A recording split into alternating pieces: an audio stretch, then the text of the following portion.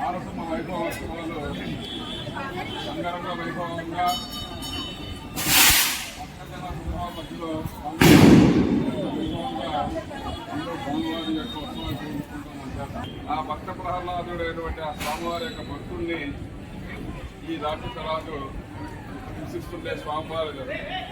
ఆ యొక్క బాధను చూడలేక విగ్రహనాశముగా స్తంభంలోంచి స్వామివారు ఉద్భవించిన రోజు ఇది సాయ స్వామివారు వైశాఖ వచ్చి స్వామి నక్షత్రం రోజున స్వామి సంధ్యా సమయంలో ఆ స్తంభంలోంచి ఉద్భవించినటువంటి రోజు